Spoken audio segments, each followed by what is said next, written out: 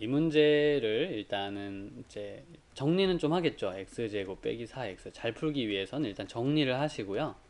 그 다음에 쌤이 하는 얘기를 한번 들어보세요. 얘네가 이항이 되면 이렇게 되고 이렇게 되고 이렇게 됩니다. 이게 생각하는 법이 여러 가지가 있는데 그 중에 일단 하나로 먼저 얘기를 좀 마무리 짓고 나서 다양한 방법에 대해서 여러분들과 같이 얘기를 좀 할게요.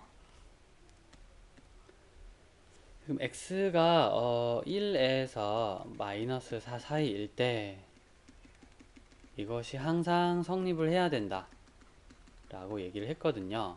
그 얘기는 뭐냐면 일단 다른 데는 괜찮고 요 범위 안에서만 여기는 이 사람을 계산한 답이 항상 0보다 컸으면 좋겠다. 다른 데선 좀 안 그래도 괜찮아. 이런 뜻이거든요.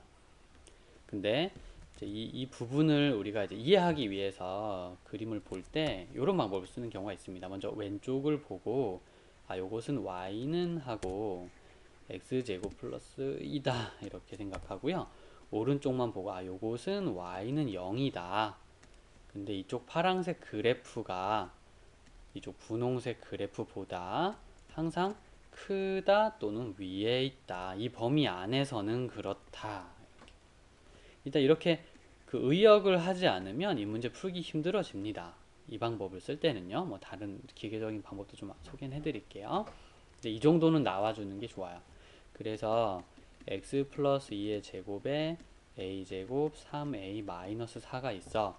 그러면 갑자기 중학교 3학년 때 배운 포물선이 생각이 나는 거죠. 2차 함수 갑자기 포물선이 떠오르면서 그때 그림을 내가 이렇게 그리지 않았던가, 그리고 꼭지점의 좌표가 마이너스 2와 a제곱 플러스 3a 빼기 4가 아니었던가 라고 생각을 해봅니다. 기억나시나요? 그래서 이게 바로 y좌표 요 점의 높이죠. 높이. 요 높이 요 높이 요 높이.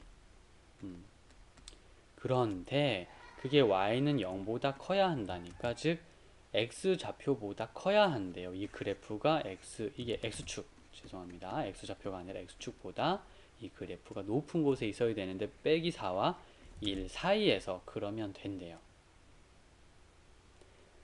그러므로 여기가 마이너스 2니까 빼기 4는 이쯤 있을 거 아니에요. 그리고 1이라는 것은 1이란 범위는 여기쯤 있을 거로 예상이 됩니다. 그 사이에 있는 그림이 말이야 라는 뜻이에요. 그 사이에 있는 그림이 누구보다 위에 있으면 된다?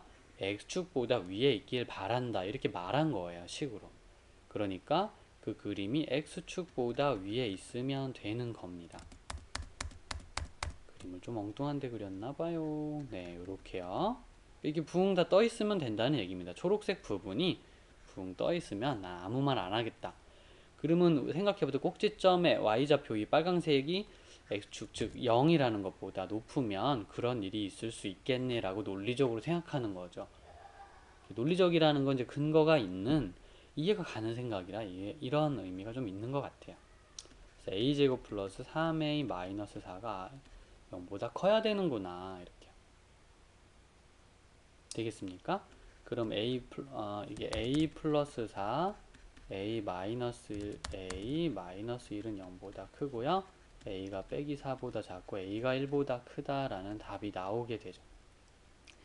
실수 a 값의 범위가 지금 쌤이 이제 얘기한 이와 같아야 하는구나 라고 얘기할 수 있겠습니다.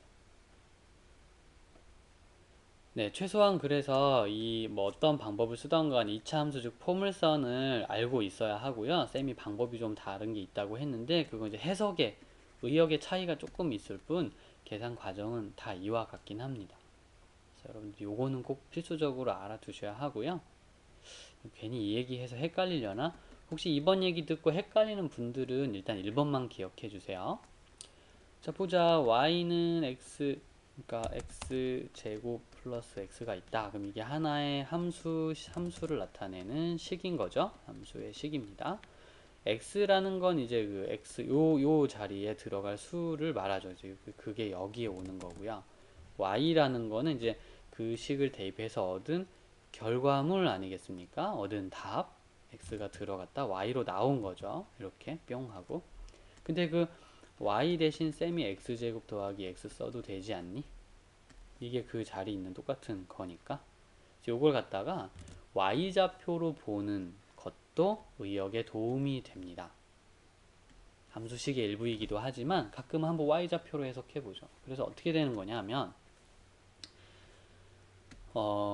식을 조금 그냥 이제 나름대로 x제곱 더하기 4x가 빼기 a제곱 빼기 3a 이렇게 해놔요.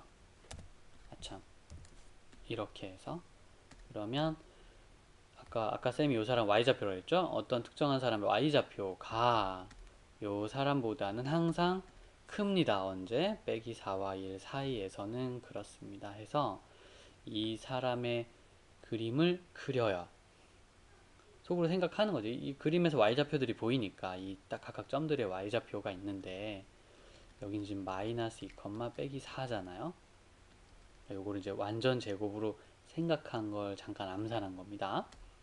그게 그래서 구역인 빼기 4에서부터 1까지 이렇게 끊어놓고 그 사이에 있는 것만 생각하자 입니다. x의 범위를 정했다, 정의역을 제한했다 이렇게 말하기도 해요. x의 범위 곧 정의역을 제한을 한 겁니다. x의 범위를 딱. 그러면 이 분홍색 사람이 이 파란색 이 사람보다는 항상 위에 있어야 돼. 모든 이 그래프의 y좌표들이 얘보단 커야 된다. 이 모든 점들의 y좌표가 이 사람보다는 좀 더 커야 하는 거죠. 됐나요? 이렇게. 그래서 마이너스 4, 요 꼭지점이 가장 작은, 높이가 가장 작은 부분이죠. 그 사람이 이 사람보다 크면 좋겠어요 라는 말을 들은 것과 똑같습니다. 그래서 y좌표로 계속 생각을 한다는 게 좀 다른 점이에요. 하지만 그러는 내내 쓰는 도구는 그림을 생각하고 범위를 찍는 건 비슷하죠. 쌤이 아까 얘기한 그대로입니다. 이런 형식은 그대로 차용을 하되 의역하는 방식을 조금씩 달리할 수는 있다라는 거죠. 이게 수학의 좀 묘미이기도 합니다. a제곱 더하기 3a 빼기 4가 0보다 커야 하니까 당연히 이게 나오겠죠. 이제 네. 그런 것이라. 그래서 또 다른 의역거리를 만들어내더라도 일단 수학이 정한 약속 안에서 움직이신다면 논리적으로 그 빈틈없는 결과를 얻는 데는 큰 도움을 받을 수 있습니다.